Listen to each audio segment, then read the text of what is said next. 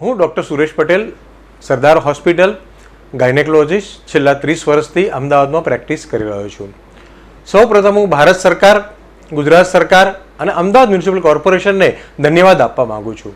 ભારતની અંદર અત્યારે સૌથી સેકન્ડ મોસ્ટ જો કોમનેસ્ટ કેન્સર હોય તો એ સર્વાઇકલ કેન્સર છે. આનાથી ભારત દેશની અંદર વર્ષે 1,30,000 કરતાં પણ વધારે બહેનોના મૃત્યુ થાય છે. સામાન્ય રીતે જો આપણે ગણીએ તો દર 8 મિનિટે સર્વાઇકલ કેન્સરને કારણે એક બહેનનું મૃત્યુ થતું હોય છે. હવે આ જે કેન્સર છે એ પ્રિવેન્ટેબલ છે, એને આપણે રોકી શકીએ છીએ, જેથી કરીને ભવિષ્યમાં આ કેન્સર ન થાય તો બહેનોને તકલીફ ન પડે.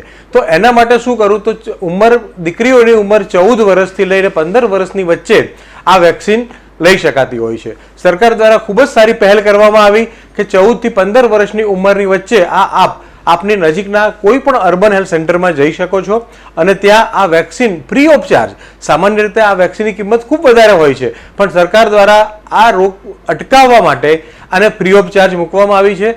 તો આપ સૌને મારી એક નમ્ર અપીલ છે કે આપ સૌ આ રસી આપની દીકરીઓને, બહેનોને મુકાવો અને ભવિષ્યમાં થતા સર્વાઇકલ કેન્સરથી બચો. એ જ શુભેચ્છાઓ.